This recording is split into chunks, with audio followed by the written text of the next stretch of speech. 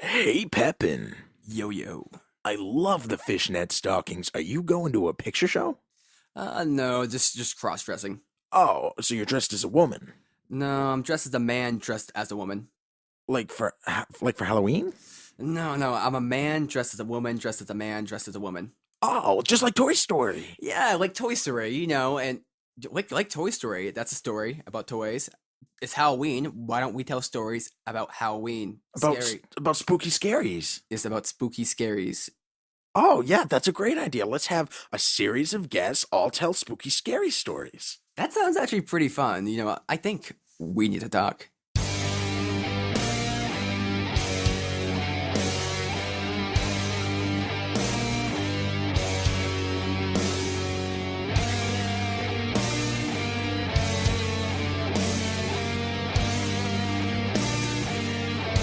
We need to talk. Welcome back. So glad you guys could join us. I am here once again with Pepin. How's it going, Pepin? I am doing pretty good. I'm really excited for this Halloween special that we're putting on today. We have a few guests that we want to talk about spooky stories. I want to introduce one of my good friends from back in the college days. Really glad that we still talk. We're still great buds. Nick Stewart, how's it going? Hey, it's going pretty good, Steve. Glad to be around. Hang out with you and Pepin again, just like good old times. Nick has the best story you will ever hear. This story is going to blow your mind. There will be no coming back from this story that Nick is going to tell. It will end all other stories, scare you. If you don't shit your pants, I will give you $100. We shouldn't say the $100 thing here. Now you got to live up to that. I Nick. got to live up to that. Well, that's all right, because I'm as smooth as a walrus, so I'll just slither on in there and make you shit your pants. Slip on into their shitty pants. Excuse me, ma'am. I seem to have shit my pants. May I get into yours? No, you won't fit.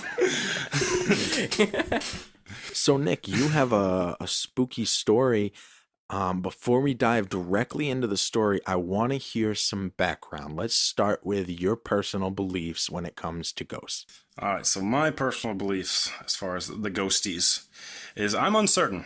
I mean, I try to treat everything like a science. If you can't prove it or replicate it, then how can it exist? But at the same time, there's part of me that just really wants... I don't know if I really want ghosts to exist, actually. That might be a little too sketchy. So I'm on the fence, let's say. I've never seen direct proof, but I don't doubt it. So what would be a little sketchy about them existing? Well, I mean, I'm fine with having family members that have gone on or living in between the two realms and can kind of, guide me in the right direction. I believe that sometimes my family might be out there watching me. But then you can get those really sketchy ghosts that might be like former murderers or pedophiles, and they're just going to want to eat mayonnaise and hide in my closet. I don't know. So you're worried about poltergeists and demons. Yes, the demons would not be fun. I don't really want to think about what pedophile ghosts would be doing. Eating mayonnaise in your closet, I told you. Why are pedophiles targeting you, Nick? Is it your boyish good looks? I don't know. I just trying to think of who would have a screwed up soul that would be left over. Pedophiles and murderers. Fair enough. All pedophiles should die. Yes, and their ghosts should not hang around. And if they do, well, we'll just Don't hang around in schools. Yeah. Nick's closet, great place. Plenty Perfect. of mayonnaise. Plenty. The walls are coated right now. So, you're skeptical in a lot of ways. You don't want to believe in ghosts, but you may have had some experiences in your life that, at very least, make you have some questions. That is very right. And actually, I used to work with the cameraman who was on Ghost Hunters, and he did a couple seasons with them. And he also said he's never seen any direct proof, but he had other members of the camera crew say they believed in ghosts. So that's I have that kind of insight, which is nice. But so you definitely know some people who believe in ghosts, and may have had some direct stories. What kind of stories do you yourself have that kind of give you that little bit of doubt? all right, so this is probably the closest thing I've had to a ghost experience in my life. At this point, it's maybe 12, 14 years old, and the movie The Ring had just come out. You guys remember that hot hit? Mm-hmm. Yep. So that came out, and the whole idea there was, in the movie, this person finds this VHS tape. Spoilers! If you haven't seen this movie yet, you're dumb, because it's 12 years old. But so in the movie, she finds a VHS and you watch the VHS, and some little girl calls you on the phone and says like, "You have 7 days," and then you just like shit bricks because weird stuff happens. And for me, so I had just watched that movie. You know, being 12, 14 years old, it's a pretty scary movie being that young. I mean, I remember being terrified of Jaws when I saw that when I was 8. Damn sharks. Yeah, I know. I saw like It when I was young, and that was a really scary movie. So I definitely understand that being younger, the fear that comes from a movie can be way more amplified. Yeah, so, you know, kind of just watched the movie, a little spooked out because I'm freaking 12 or 14, and ended up going to bed. You know, might have had the lights on for a little while because I was a little scared of what was going on. I just saw a sketchy ass movie. And so while I'm sleeping, I had this extremely old Magnavox. This thing is probably from the 70s, my TV. And in the middle of the night, it turned itself on. And it turned on to channel 3, and the volume was maxed out all the way. So I just wake up and the TV's just blaring. And I'm shitting bricks because that's how the VHS starts in the movie The Ring. Like it's a foggy screen, you know? And then you're like, oh shit, what's going on? So I'm kind of in a panic mode. It's like 2 a.m. I'm like looking for my remote in my bed. I'm trying not to get out of my bed. There might be something under my bed, you know, pedophiles and mayonnaise everywhere. And so I find the remote and I'm trying to turn it off. It's not turning off. So I'm hitting the button harder and harder. It's not going. So I'm smashing the batteries. Like, come on, you son of a bitch, work. It's not turning off. So get up, run up to my TV, and I push the button on the TV. It doesn't turn off. I start going into a panic, slapping all the buttons on my TV. None of them will change. The volume won't go down, and it can't turn it off. So I'm freaking out. I have no idea what's going on now, and I'm expecting some girl to crawl through my TV. So I decide I'm going to pull the plug. I pull the power plug out of the TV, and it goes pew! And this little blue ring burns into the center of my screen. It sits there for like a minute, slowly fading away. What? No way. Not making this up. So I'm just like, oh my God, my TV just shorted. And not only did it turn on to channel 3, when I unplugged it, it left a blue ring in the center. Like the edge of the TV came in white and it just left this blue ring right in the center of the TV. Now, for those who haven't seen the movie, the blue ring is a kind of center point of the movie, The Ring, right? Yeah, so right before she comes out of the TV, you're on channel 3, that's snow. And then this little ring starts to like bubble up in the center of the screen. And then she just crawls out of the TV. So at this point, I'd seen channel 3 and the blue ring. And I'm like, I'm terrified. So how do you explain that to this day? I don't know how to explain it. The best way I can explain it is that TV is a piece. And it was. That's the only way I can explain it. But it just so happened that was the only night it ever did this.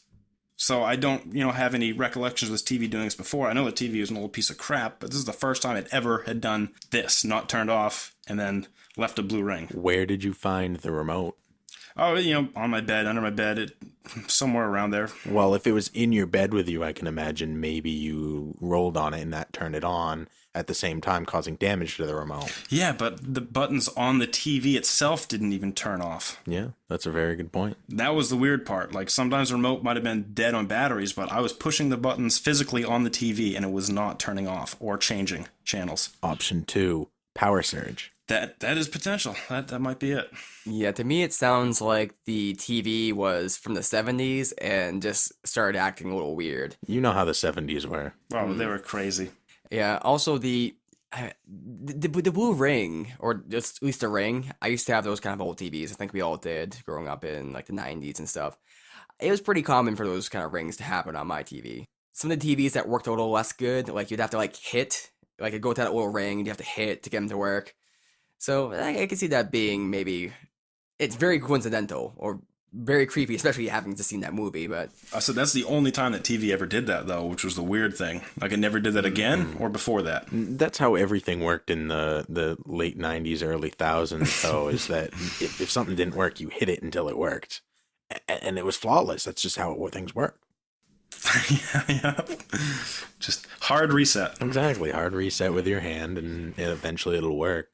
Now, maybe the people who made the movie used the blue ring as their focal point because they knew that a lot of TVs did that, so they used that to their advantage. Man, I don't know. It really got me. All they had to do was call me, and I would have shit my pants. Now Channel 3, that's what you play video games on. Yeah, Channel 3, Channel 2. It's just when you have the old school cable static. Now, instead of getting the static, you get those weird rainbow bars. Yeah. But I mean, my point being, you probably had it on Channel 3 anyway, because you're a video game. I was watching it on my PlayStation 2 at the time, I think, so that was my DVD player. Okay, so you were probably watching something anyway. Did it have like a timer to turn off? No, that TV doesn't. What's that? A timer? Yeah, I think this is back in the days where you're probably using like a AV to analog converter. Yeah, I did. I had to have a converter so my PlayStation could work on that TV. Oh god, it's so old. It had two connection types. One was the coaxial, and the other was like the old school screws. You unscrew them and put the wires in the connection and screw them back together. Oh my god. Those were the two options for this TV. So naturally, a PlayStation fit much better with the coaxial. So going off of that story right there, I mean, did that increase your suspicion, or did it? Like, how did that change your opinion of ghosts? See, I don't know, because it wasn't necessarily a ghost encounter. It was just like a really sketchy moment where my TV decided that this was the best time to shit the bed. So you didn't come out from that experience thinking, "Oh my god, the ghosts are real. They're trying to get after me. They're playing some kind of cruel prank on me after seeing this movie." They didn't do this. It was just kind of like, man, what the fuck is up on my TV? It was basically what the fuck is up on my TV? Because I mean, if I had seen a girl crawl out of my TV, then I probably would have changed my opinion and jumped out a window. But it was just the TV, and I woke up the next day still alive. So I don't know, it didn't scar me that much. But even then, it's not quite ghost. It's more supernatural in general. Yeah. I will give it to you. That's such an extreme coincidence. It's definitely suspect. Yeah, man, it was just, I don't know how to explain it. Just I was so terrified. Like, can you imagine being woken up with your TV on full volume, just on that snow channel, just screaming? I think I've had that happen to me once before, and the TV shortly died after. But it was pretty frustrating, and I was sleeping too. This TV's still alive. It's never gonna die. This thing's gonna survive the Holocaust if there's another one. Wait, what? Is your TV Jewish? No, it's just, you can't get like a nuclear holocaust? Yeah, whatever. Put it in a gas chamber. That TV's coming out. Wow, this is a really offensive TV. Are you predicting future holocausts? No, I'm just saying my TV could make it. Fair enough. It's a survivor. I get it. It's like in the basement now, covered in cat urine, and it's still kicking. Cat urine and mayonnaise. That's my life.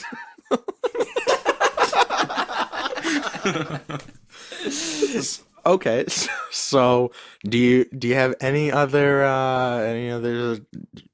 incidences? That's probably the only encounter I've had that's been close enough to be considered a ghost or a third being. So something I find interesting is I don't know what my reaction to that happening to me as a child would have been. Because on the one hand, I probably would have been more like Nick's, thinking like, oh, TV's just acting up. That's kind of weird. What? And then on the other hand, part of me would have a really hard time sleeping.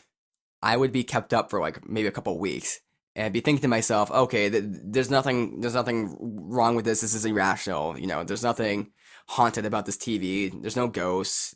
But still, my mind would just be going crazy with all these kind of like, oh, what if it is a ghost? What if this is this? Oh, it just fucked me up for a little bit. No, you're very right. For about 7 days after that happened, because the whole, you have 7 days thing in the movie, I probably had a hard time sleeping. Did you go to sleep right after it? I'm sure I didn't go right after. I probably had to leave my lights on for a while. And did you tell the story to anybody?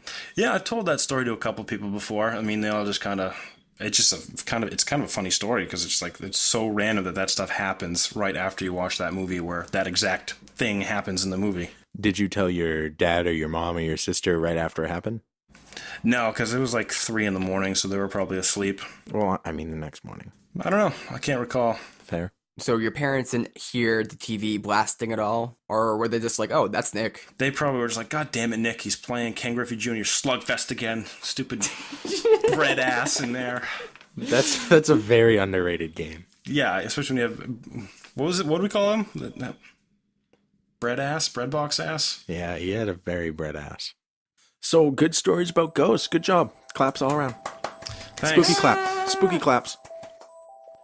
You know, Nate, I'm kind of spooked. I mean, it's a spooky time of year, and we've been hearing some spooky stories. That is true, and sometimes I get scared about mommies. No, it's pronounced mummies, Nathan. Oh, mummy, I mean, so sorry. I was looking at Steve's mom here. I was thinking, mummies. Wait, Steve's mom. Why are you here? Am I scary? No, It was just kind of sudden. We just had a different guest on, and now all of a sudden you're here. Like this is Oh. it's a pleasant surprise. Are you here because you have a spooky story? Yes. Oh, well, let's start at the beginning. Where does the spookiness start for you? The day I was born. That's scary. Was spooky day. Yeah. Well, when I was about 9, we moved here to New Hampshire, From Connecticut. We moved into a house that it was called the Drown House, but that was the people's last name that owned it. Drown. It wasn't like somebody drowned there, but somebody did die in a fire there. There was a Okay, not we're, funny. we're laughing at somebody dying. No, we're laughing at the what's it called? Irony. Yeah, The irony of it. This is actually irony, by the way, This because is real irony. yeah. Okay. Go on. So it was a girl, and I guess there was a gigantic fireplace in the kitchen, and like big enough to stand in, but it was boarded up when we lived there. But this girl, apparently her nightgown caught on fire, and she died. So the house didn't burn down. No, It was Just the girl's dress. just just the the girl's girl dress. did. I mean, she burned to death. Yes. So was this documented in like police reports and corroborated, or is this a folklore about the house? Okay, I was 9, so I did not corroborate the story. Fair enough. Where did you hear it from? My mother, Okay. because I believe they heard it from the owners of the house or friends of theirs. I don't know. I don't remember. Okay. So the grapevine passed the story down. Yes. Go on. So of course that made the house spooky to begin with. Mhm. And then things would happen like there was always a smell of apples in certain spots when there were no apples in the house, and just weird things like that. And Could have been stink bugs, maybe. they smell. What? What? Stink bugs are relatively well known for liking apples. No, they smell like apples. They do? Then why would they be called stink bugs? You never seen stink bugs? They I've actually, seen them. I've never smelled. he's actually right. They historically do, but that's Okay. beside the point. Well, I don't know. Possibly a stink bug, but what else corroborated the story other than apples? My sister was terrified of her room, and she was little, but she'd wake up in the middle of the night screaming and run down the stairs. And my room was right next to the stairs, and I'm a light sleeper. I'd never hear her ever. So she would be screaming down like the hall, and you should be woken up by this. Right. And this is something your parents attest to, I assume, Yes, and something you never actually experienced. You know that you never heard. You're never woken up by this. right. That is kind of weird. I mean, do you care about your sister very much? Do I care about my sister? I love my sister, of course. So that's pretty weird because you think having you think caring about her so much you would like, be woken up by it, but Right. But I think the biggest thing about that house was I'm still offended. Like, you're offended that I didn't wake up? no, I'm offended that he asked that question at all. Like, do you care about your sister? I do. get where you were coming from, Nate. Like, you asking a baseline question. It's just very shocking. Yes, I care about my sister. Okay. But I think the biggest thing about that house was I clearly remember the feeling of waking up there and having this intense feeling of being welcome. I've never experienced it before. I had never experienced it. It was just a very welcoming feeling. And then like a year later, we moved into a new house, and I expected to feel that, and I didn't. There was nothing. I didn't feel anything. There was nothing in that house it was very interesting. And I've never felt it since. That's definitely interesting. I don't know if I've ever felt something like that. It was very clear. So it was much more of a feeling associated with this. Yes. These sound like very abstract ghostly stories. Yes, I never saw anything that I remember. I never heard, obviously, I never heard anything. What's your stance on ghosts? Well, I want to believe because I want there to be more than just this, but I have a lot of trouble believing. I don't know that there's anything further. So is this skepticism in the afterlife, or is this Yes. skepticism? Oh, okay. Everything. And yeah, well, there would have to be afterlife to be ghosts, right? Well, you could imagine like maybe demons and kind of like ghosts from other realms or things that aren't like revived dead people or whatever in this ghostly kind of form. Maybe there's the specters, right, that just kind of emerge from nothing or have their own kind of realm or whatever. You can imagine something like that, right? Right. I feel like demons are a Christian concept, and I don't really believe in that. So at this point, would you say you were more or less kind of believing in ghosts with that experience at the house? Yes, especially because my mother did. So, I was young and impressionable. What was your next experience along similar lines? I had a couple psychic experiences. Mm. I don't know if that qualifies in this instance. So what was this with like a palm reader or someone who like used cards, or was this more like a Ouija board? A good example, it was actually with Steven. I was pregnant with Steven, and my cousin was at the same time. And Pregnant with me at the same time? yep, There was a race. it was a race to see First who one. would have you first. And clearly I won. I'm glad I won that one. Yeah. No, she was pregnant at the same time. And she was in the hospital, and I had a dream. It was just blood, like just tons of blood. And I found out the next day that they had to operate because she had a tubal, and she had a lot of blood in her. Like she had been bleeding internally. It was, before it was with you again, actually. Oh, maybe I was it's me. pregnant with you. Yeah, I had a dream one night that my niece died, and she was like a year old at the time. And I woke up so upset, and I was like crying, and I waited until a decent, it was like a decent hour to call my mom, and I called her, and I was like, "Is everybody okay?" And she's like, "Yeah, everybody's okay, but we did have to rush Brittany to the emergency room last night." And I was like, "What?" And so I told her, she was okay, but she had been really sick, and they had to rush her to the ER. And I told my mom about my dream. And so then a couple weeks later, weeks, I don't know, it wasn't that long later, I had another dream about Brittany, and this time she broke her leg, and I called my mom in the morning, and I'm like, "Is everybody okay?" And she's like, "Everybody's fine." She calls me back a couple hours later, and she's like, "Don't dream about Brittany ever again." I was like, "Why?" And her and my sister had just been in a really bad accident. Ugh. So, and my dad was having an operation. He was having a hip replaced. He was having a hip replacement. And that night I had a dream that I can't remember where it was in my leg, but it was like further down my leg, like in my shin or something. And I had this intense pain, and it hurt really bad. And then the next day I was talking to my dad, and he was telling me how it hurt in that exact area because they had taken bone from that area to put in his hip. And he said that hurts worse than anything else. And I was like, that's really weird that I would dream that. So that's a lot of really weird coincidences. And the fact that you call them up is a little, like, interesting, because it's like you call them up and, you probably don't often call them up saying, "Hey, is something wrong? Hey, Yeah, right. did something bad happen?" Right? So it's very Right. rare for that to happen. And the fact that you're even right Right. those times is kind of interesting. Well, with my dad, I hadn't even remembered the dream, and I was talking to him because he had had an operation, so I was talking to him to see how he was, and he mentioned it, and I didn't think of it until later, and I was like, "Oh my gosh, I dreamed that." Mm. But along the lines of ghosts, probably the biggest thing that happened was Brian's dad. You gotta give context for who Brian Sorry, is. Brian is my youngest son. You know Brian. All right. My youngest son's dad and I were going to a hospital to visit his sister who was in the hospital, clearly. And we're walking across the lobby area headed toward elevators. There were two sets of elevators side by side.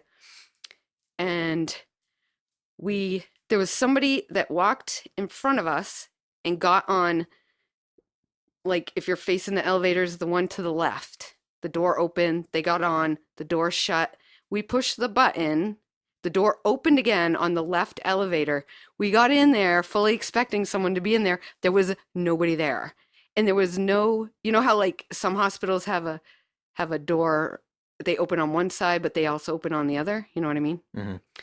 Yeah, this one didn't, because we checked that out because it freaked us out. There was nobody on that elevator. So you both watched somebody get on an We elevator. both saw it. You pressed the button and it immediately opened again, which Yes. usually doesn't happen, does it? Right.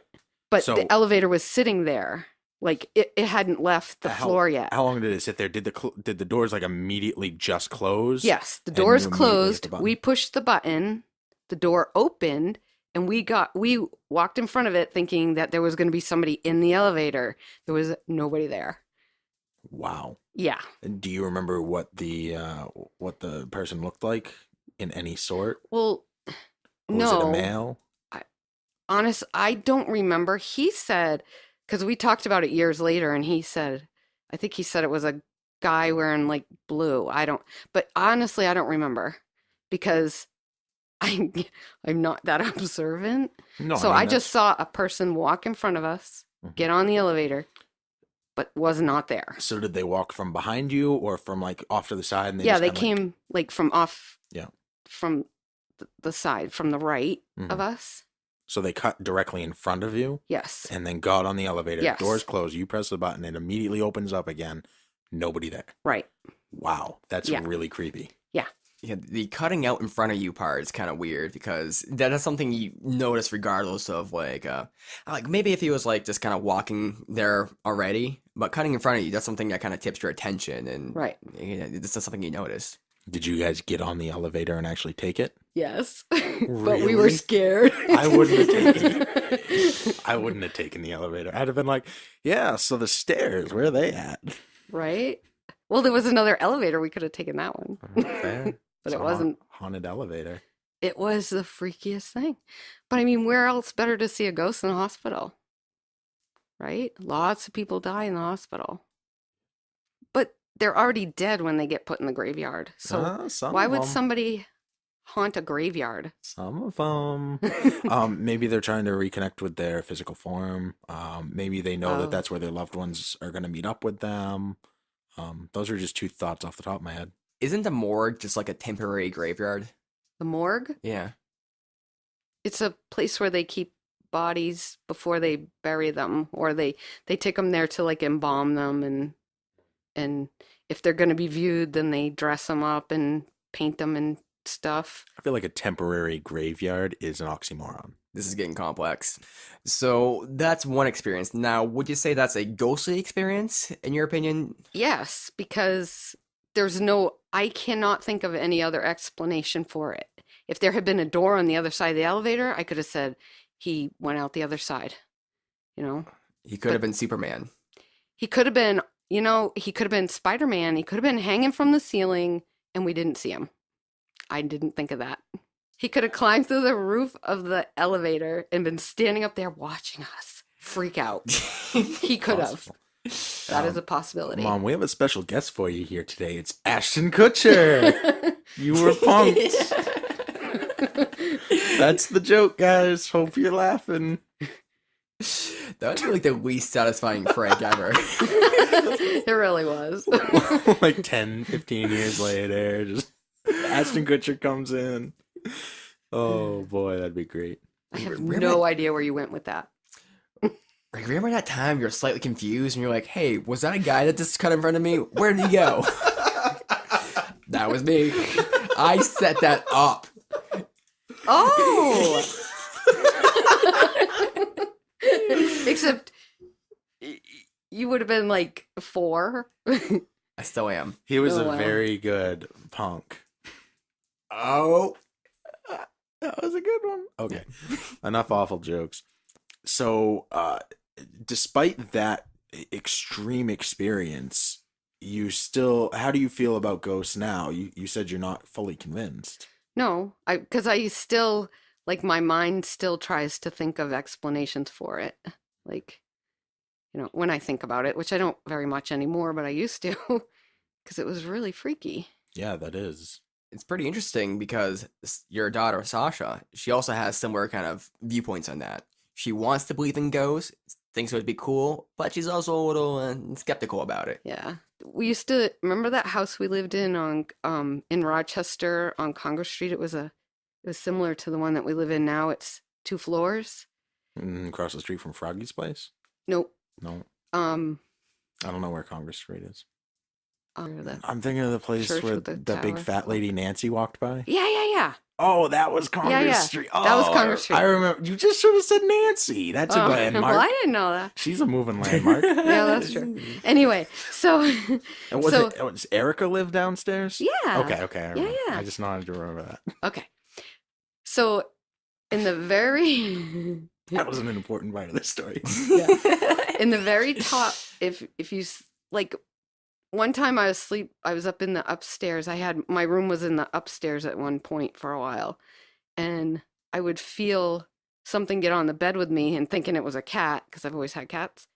I would look and there would be nothing there. And that's a very distinct feeling when Yes. when something gets on the bed next to you.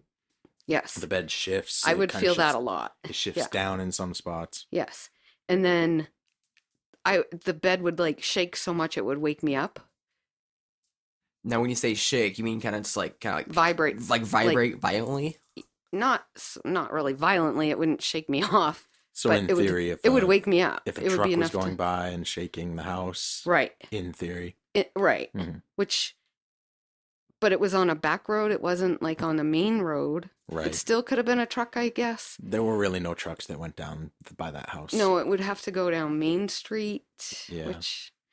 but it also would last longer than it was, it wasn't like a truck going by. It was like, it would last, like, what the hell? So when the bed was vibrating or kind of shaking about, like you'd be on it, and would you be kind of freaking out a little bit? Yeah, I'd be like, what the fuck? And when you got off, or did you ever get off the bed while it was shaking? I don't remember. I mean, because I wonder if it would be, continue shaking if you got off, and like, because maybe you could like identify like what the cause was, or if there was a cause. Could also be the building, maybe. Maybe the building's a little shaky. Yeah, I I guess. can actually corroborate that story because I remember one time my sisters Sasha and I were watching Silence of the Lambs and sitting on your bed upstairs, and it started shaking like that, and I was like, Sasha, what are you doing? She's like, I'm not doing that. And like we both felt it shaking. Unexplainable. It was just like in the middle of the day. I didn't hear any trucks outside. It just kind of happened. And I didn't even know that you had felt that before. I didn't even remember this until you mentioned it right now. But I can actually back up that happened sometime. That was a pretty common occurrence in that place. Yeah, I'd be kind of freaked out if my bed started shaking. It's a little weird. Also, the whole kind of like feeling like a cat's kind of gotten up next to you and not actually being there has happened to me a couple times. Really? Yeah, I've never attributed it to like a ghost or any kind of thing like that. It's like kind of like, oh man, my brain's kind of weird right now. I must be tired. Mm-hmm. Now, what would it take for you to believe in ghosts or the paranormal like that? What kind of evidence, what kind of experience would you need to have for you to say, yep, ghost exists? I'd probably have to like see one. I don't know, because I'd probably, discard it. So, like, let's say you saw like a ghost fully in your kind of view. You think, okay, I must have taken the wrong drugs yesterday, or I must be really tired right now. Acid flashbacks. I think I'm dreaming right now. Just flashbacks. Just kidding. I've never done acid. Still acid flashbacks. Yeah, it's interesting. It's interesting you say that because I have a similar kind of mindset where it's like any kind of experience I would have that could be ghostly. I've never had a ghostly experience, but if I did, I would probably like, oh man, I must have been super tired and hallucinating. You guys rationalize it away. Yes. Like, here's my cat. It was like a month after my mom died, and my cat, I took her to get fixed, and she almost died. She was so sick, and I like could not stop crying. It was awful because I just lost my mom. My cat that I absolutely adore is the vet pretty much told me she wasn't going to make it through the night, and I was like hysterical. And my sister called me, which if anybody knows me, knows that nobody ever calls me because I don't talk on the phone. I hate it. But she called me and I answered it, which is also very unlike me. Anyway, and she's like telling me this funny story that had just happened. And then, of course, I told her what was going on. And so what had been happening with my sister was she had this rose. It was like a dried rose. And it was like, say, I don't remember exactly where because I was pretty upset at the time, but it was like on her cabinet. And she came out in the kitchen and it was on the floor. So she picked it up, put it back, left the room, came back, it was on the floor again. So she moved it to somewhere else. She came back, it was on the floor again. So she called me to tell me about that, thinking, maybe mom was trying to communicate with her. And then she's saying maybe mom was trying to tell her to call me because I was so distraught. And my cat lived, by the way. But Why would that indicate to call you? It's just a feeling she had? no, it was because it was so weird. Like here this rose keeps appearing on the floor when she keeps putting it back. So then after you told the story about the cat, then she said maybe it was your mom trying to communicate to get her to call you? Yeah, I don't remember if Okay. she told me the story first because I was probably just crying and she probably was like, "What's wrong?" And she's like, "I was calling to tell you about this." And So it's your sister's kind of viewpoint that she sees this rose fall over and over again, and she starts thinking about you, and then she thinks this is a sign for mom to to talk to Sandy, to my sister Sandy, and she does that. Now, from a psychological level, I could see her seeing this rose, and family memories get brought up. You get brought up, and she's like thinks, "Oh, I haven't talked to Sandy in a while. Maybe I should talk to Sandy." And then she kind of places this extra meaning there, right? And then she has this initial kind of, thought that maybe this is my mom trying to communicate with me about that first factor. But then she starts talking to you and she realizes that you're going through a really hard time, you're crying, your cat almost died, and so on and so forth. And then she kind of rationalizes after the fact that, okay, mom wanted me to talk to Sandy because Sandy was having a really tough time right now. yeah. I mean, she initially called me to tell me the story of the rose. But once again, the timing of a phone call being placed between you and it seems like usually your sister, but your family in general happened at a time that was really convenient. Yeah, Or really coincidental at very least. right. And then last fall, actually, she came here to visit. She came up to New Hampshire, and in the middle of the night, the shade right next to my bed went up halfway and just stopped. Like somebody, it didn't like fly up, like, if it suddenly malfunctions, it just went like halfway up and stopped. And I was like, what the fuck? That was weird. That's weird. Yeah. It woke me up because it freaked me out really bad. It got caught. It went up slowly though. It didn't The ghost got caught. Oh. The ghost caught its hand in the maybe. I don't know, because then later on I'm like, okay, maybe it's this, maybe it's that. I Right. don't know. Well, thank you so much for being on, Mom. Thanks for having me. Absolutely. Really great stories. I'm spooked, and I'm really excited to continue talking about spooky stories with some other people too. Yeah, hey, let's bring him on. Cam, how's it going, Cam? Doing well, how are you?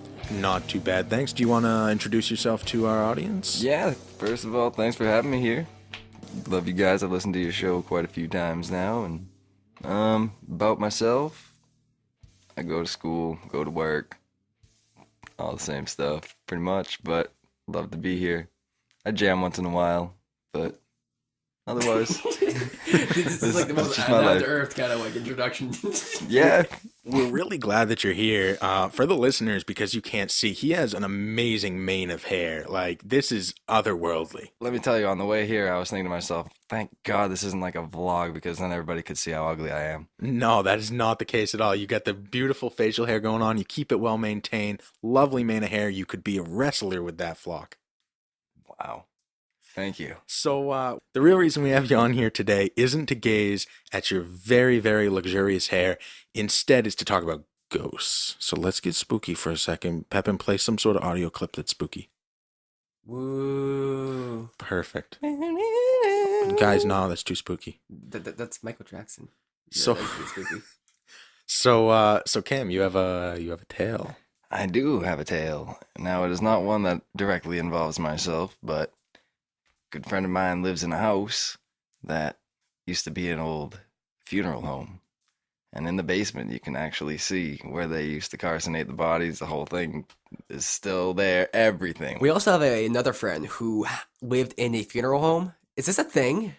Like, do people live in funeral homes? Not that I know of, just this one friend of mine that I know. That's gotta be so weird, just being around death all the time. I mean, half of a funeral home is a home, so I assume somebody lives there.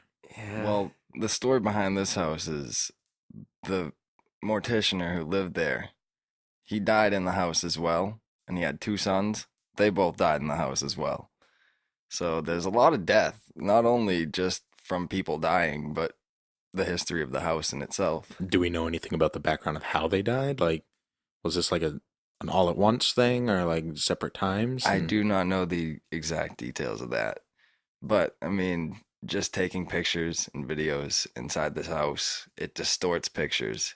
You can see there's this one picture that I saw. It's of, my friend and his little sister.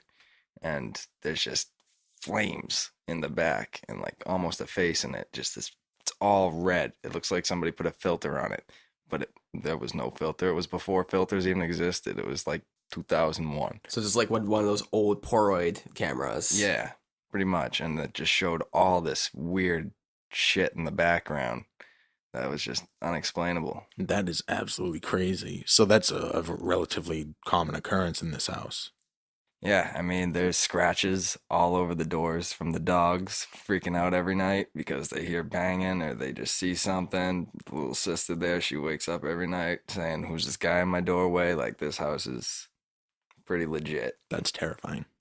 So is it possible that it's zombies, or is it more like ghosts, or are they zombie ghosts?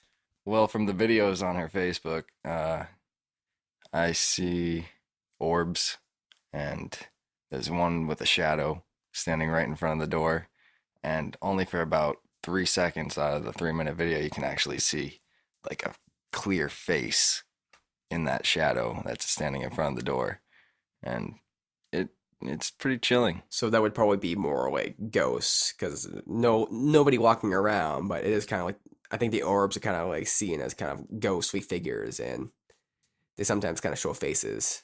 Yeah, there's faces, and then there's, the banging and the doors locking and, leave the door open for the night. And then all of a sudden you wake up and the door's closed because you heard it bang. Nobody else is in the house. That's really freaky. I don't want to go there, but I kind of do. It'd be one of those things where, like, I might want to, like, sleep in one of those kind of, like, what are those things they have, where they put the bodies? I like sleep in there just for the heck of it, see what it's like, see if there's any ghosts or zombies. If there's a zombie, that'd be kind of cool, but Those are airtight. You don't want to sleep in those. fuck. Okay, I don't want to sleep in one of those, but maybe, like, on the bed next to that, bring a little air mattress in. I guess if you didn't close the door, that'd be cool. But like, what if something happened in the middle of the night and like it did close for some reason? Like maybe the hinge was loose and it just like put in a creaking sound here, creak, and then it closed. See, this kind of sucks because I'm not really like believing in like ghosts or zombies, but I would be freaked the fuck out at a funeral home living there, and if I heard like noises and stuff, I would be pretty like freaked out. You've been to this place yourself? I have, but never at night and never for long enough to hang around. It's my reaction to when I heard her saying that was pretty wigged out. Honestly, I didn't and get good vibes from the house almost when I got there before she even told me about it. And then once she did, it's like, I can see why. I mean, just the setting, the whole way the house is built and set up, and the way this big fireplace is like right in the middle of the kitchen, and like it's different. It's not like any modern house that I've seen. So this is probably an older house. Yeah, built in the 1800s. 1800s? Oh man. And you would say that your friend is pretty rational, or they don't seem like they would be making this kind of shit up, right? Oh no, absolutely not. Like this, if you were to go there, you'd probably have your own opinion of it, but it'd be on their side, my side. So as far as the theory would go, are these ghosts likely from the people who, are there, like the people they have funeralized? Or is it from the We're making up a lot of words here today. Generalized. or is it from the previous owner and the sons? Couldn't tell you. She doesn't know either. It's somebody who doesn't know that he can walk through doors anymore. Just who knows? It's just a crazy entity that's messing with the whole house, the dogs, everybody. It's a spooky ghost. He's mad. Are there any times that are more spooky than others? Again, I don't really hang out with this guy too much. My mom's actually friends with his mom. That's where I hear most of this stuff from. So there are mummies involved. There are 2 mummies. That's a great joke. So would you be open to spending a night in this house? For sure. Just to see what it's like. Mhm. Yeah. Would you want to record anything? In the house? Yeah, like would you record your experience there? Would you take video, audio clips? Yeah, if I had like a memory card big enough, I'd probably record myself sleeping all night just to look at it and get freaked out. Make a sex tape. Pretty much. Like some ghost is jerking me off, Yeah, that's pretty normal ghostly activity. Do you think like haunted sex tapes are a thing? Like is that a thing people do? Like Do you think wet dreams are really wet dreams, or is it a ghost jerking you off? Or pissing on you with ghost piss. Sticky ghost piss. see, I don't think a ghost would be jerking me off because the hands would just go right through, right? No, their hands would go through themselves, but not through you. Like poltergeists can move objects in the physical world. So maybe this explains why the ghost would have to open doors, in this house because Yeah, you can hear the doors opening, the hinges, and all that shit. And but he just can't go through, or he just goes through himself, so he can't jerk himself off. So he just has to jerk other people off. In the hopes that it gets reciprocated. like you. Yeah, Mainly you. I feel rather special now. You should. Spotlight's on you. Well, this one time when I was a baby, I'm interested in how this Yeah. story of when you were a baby is going to get to a ghost jerking you off. this is a pretty complicated story. You sure you want to hear it? I'm positive. There's nothing I want more in my life than to hear this story right Shoot. Gam, you really? Okay, fuck. Okay, so one time when I was a baby, there was 2 fairy godmothers. Now, one wasn't actually real, but this other one, I swear she actually existed. And her name was Anne. And when Anne talked to me, it was kind of weird because it's like she was talking to me through like a text. And I couldn't. now. Was this like a beeper? What? You were a baby in the 90s, so this must have been like a beeper if he was texting you. Ghost beeper. No. Baby Pepin had a ghost beeper. This is amazing. So she actually had a little like what do you call those things, PDAs that they had back then? Mhm. So she had a PDA and she put it in front of my face and stuff and just start typing on it. I don't think she could speak, or heard her cough one time. It was kind of weird. It didn't quite sound like a real cough, but it was kind of like Yeah, it was a mute's cough. anyway. So she typed out this message to me saying, "Beware of the ghost. There's a red clay in your ceiling." I was like, "What the fuck does this have to do anything?" And Okay, hold on. I have so many questions. Okay, first thing I'm trying to figure out is if this is made up or not. But you're saying this story so fast. I swear you're not making this up. Like, the look of conviction on your face, it looks like this is a true story that you're remembering. well, true. I'm pretty sure this is the one that actually existed, the fairy godmother I'm talking about. So let me just Anne. So Anne's the one that existed. The other one, I actually forgot her name. It may have been Dulcie Fancy Pants, but not quite. See, that's why she doesn't exist, because she had a dumb name. I mean, that's how you can tell if someone doesn't exist. Right. So she gave me this message about red clay, and it was kind of vague and stuff. But one day I saw red Play-Doh somewhere, and this was actually like at school. And I thought, is that red clay? I mean, I guess it kind of is. But it wasn't that, because later on that day, I went to pottery class. I mean, not like pottery class, but the class you go to in third grade, where this is after I was a baby, by the way. That was going to be my next question. Were you a Segmented baby in very third? fast. Well, it's kind of weird, because like this godmother Anne, she was giving me this advice throughout time, and she kept on bringing up the red clay over and over. It was kind of weird and awkward, because like, okay, when am I gonna see this red clay? Then one day in pottery class, I saw red clay. I'm like, oh shit! Was it on the ceiling? No, it wasn't on the ceiling, but this is where it gets interesting. So I brought the red clay home just to see what would happen, and then I put it in the ceiling, and then I said, "Fuck you, Anne," and she wasn't very happy about that.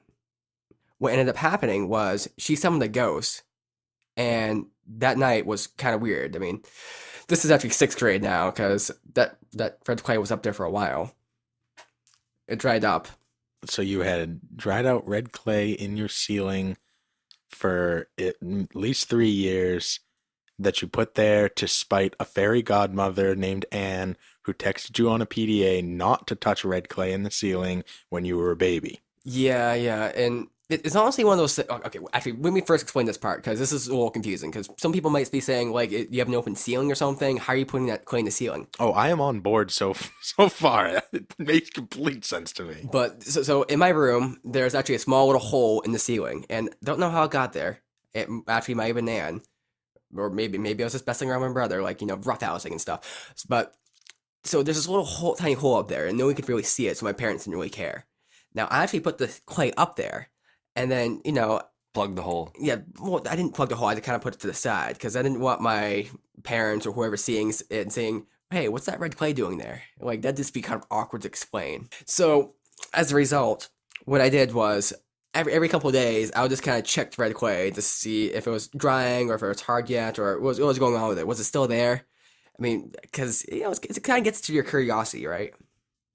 So, where was I? Something about 6 years later. Oh yeah, so she actually summoned a ghost. Now this ghost was technically a succubus, but the succubus didn't have any work at the time, so it was the only one that was available. Actually, succubus isn't a ghost technically, so maybe this isn't a ghost story then. Well, it fits. Go. Okay, so the succubus kind of came in my room, and when she left, I came in my room. And this is sixth grade? Wait. Were you Wait. were you in the room at the same time as the succubus? No. Okay. Okay. First of all, yes, it was sixth grade, and she came in my room, and then when she came in my room, I came in my room. So was this? You premature bastard. I don't know where to go with this. There's just so many ways. Well, to put it this way, after the succubus left, I didn't see Anne anymore. She was done with me. I don't know why, but okay, this is the weird part. This is the really, really weird part here. I went up to the ceiling and checked the red clay. It wasn't there anymore. It was gone. It's like you bit that golden apple. Oh my god, that just sent chills down my spine. Steve, you don't have a spine. Yeah, I do. It's in the back of me. Oh, yeah, good point. And speaking in the back of me, there's this visual cortex there. My mind went in different directions. Go ahead. So some people might argue this was actually a hallucination you had, that I had. Not you guys, but me, the one who experienced this ghost named Anne. But I would say it's not, because the visual cortex is a quarter of your brain. And you think a quarter of your brain can be wrong? Okay, you might argue maybe it's a prefrontal cortex. Maybe something's messed up with your mind. Okay, that might be true. But how can you explain the red clay? Oh my god, that's actually a really good point. So your most ghostly experience was when red clay that you would put in your ceiling to spite a fairy godmother named Anne, who texted you on a PDA when you were a baby about not touching red clay disappeared shortly after an encounter with a succubus where you both came in your room at the same time? Well, the only thing I'd correct you on there is that I was in my room and the succubus came and then I came after. So we weren't in the room at the same time. We didn't come in at the same time, but I came in when she was there, yes. Okay.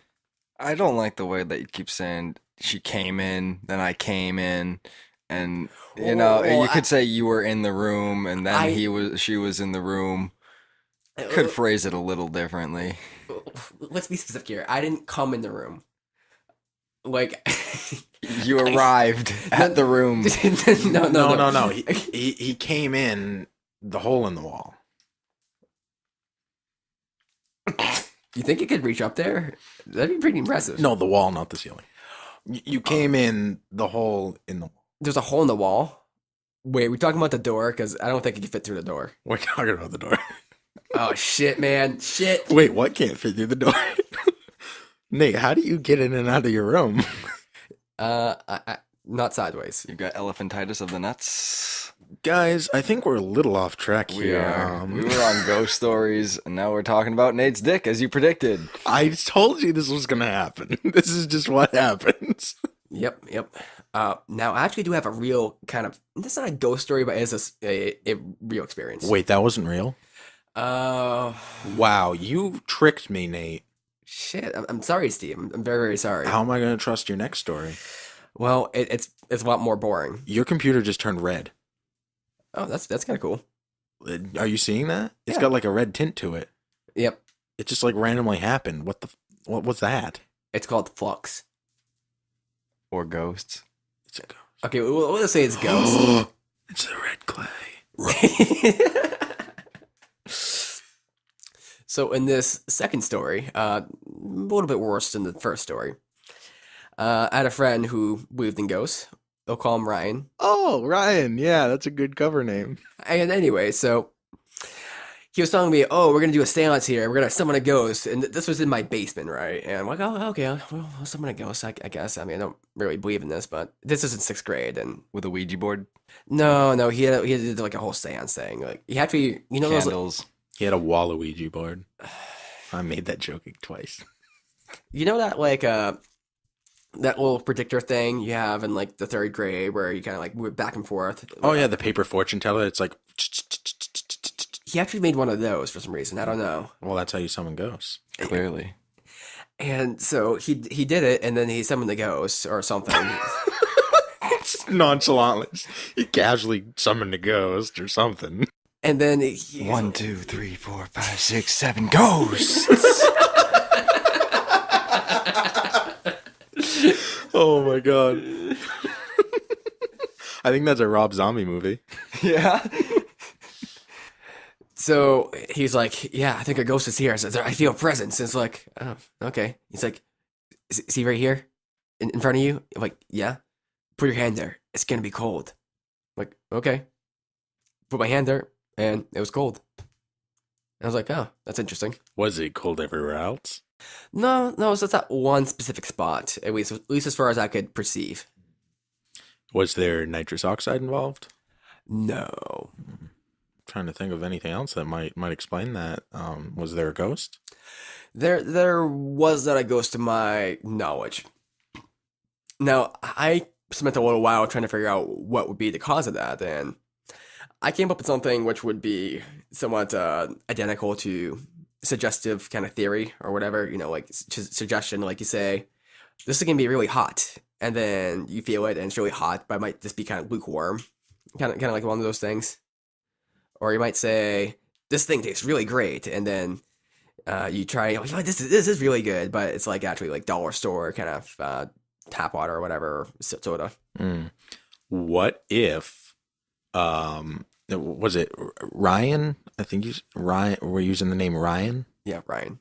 Okay, so what if this Ryan was? What if it was like a differentiation between the heat in the room? So heat rises, so he's spewing out all this hot air, and it pushes all the cold air that would normally be a little bit higher in the basement down, so it feels colder down there. This is an amazing theory because it merges two planes, which I've been arguing are actually part of the one same plane for a while, which is the metaphorical plane and the actual plane. And this is where they come together into reality. Cam, what do you think? Was Ryan sleeping and then woke up? I'm serious. I am serious. Okay. No, this goes with your theory. Just trust me on this one. If he just woke up from a nap, follow me here. I can't handle this. Follow me. All right, so if he just woke up from a nap and he's all warm and cozy from being snuggled up in like 5 comforters, he's probably gonna give off more body heat and then like see shit. I don't know, like especially when you first wake up, you'll see things. There are so many aspects to this I'm Feel confused things. about. Your senses aren't quite there when you first wake up. At least if you're me. So if he had happened to have been sleep summoning ghosts Yeah. and suggested that Nate put his hand there and then woke up and actually put his hand there, possibly this is how it worked. Exactly. You know, Nate, I think that's a good avenue you should explore. It's gonna be. Wait, was it like a lucid dream summoning with the 1, 2, 3, 4, 5, 6, 7 ghosts? I like how you say ghosts. Gotta keep that. It's pretty magical, to be honest. So that was the story with my friend Ryan, and it wasn't too exciting, but yeah. We made it exciting. So, do you think people that experience ghost happenings and hauntings to themselves personally are more likely to be the ones that believe in ghosts, and then the people that never have like a ghost experience happen to them personally, like myself? That's why I probably don't believe so much. Yeah, what I'd say is, in general, people who don't believe in ghosts don't have ghost experiences. It's kind of the same thing where people who don't believe in aliens or alien abductions generally aren't abducted. There's very few people who say, I don't think alien abductions exist, who are abducted themselves. But the people who do get abducted are very, very heavy believers in it. I think that for you to attribute the experiencing something ghostly with alien abductions is completely ridiculous. Like, those two things are so not able to be considered in the same plane. I would say it's a double-edged sword, Cam. People who believe in ghosts are more likely to have a ghost experience because they're open to that idea. But I do think that there are some people who don't believe in ghosts who have a ghostly experience that turns them into believers. I think it's easier to be turned into a believer than out of being a believer. Okay. Just because, like, what could have one instance could happen that could make a non-believer into a believer, but what could happen that would turn a believer into a non-believer? You know what I mean? Not much. Jesus, I guess. Yeah, I mean, just find God. I'm not even sure if Jesus exists, so... I have a neighbor. She's got 6 kids. 6? Yeah. Hold on. Wait. Can you tie that to something that we're talking about, or is it just gonna sit there? Yeah, no, she. I'm not that random. She broke up with her husband. Now she's married to God. Swear to God. Well, those were spooky stories. Yeah, quite spooky, especially Cam's. Ugh. Man, I'm so glad we were able to have all these people on today, and a first timer and my mom and another first timer. Cam, it's been wonderful having you. Thanks again for having me. Absolutely. So, happy Halloween. Check your candy. And if you don't celebrate, then why the fuck are you listening to a Halloween podcast? Yeah, and if you have an answer, well, I guess we need to talk.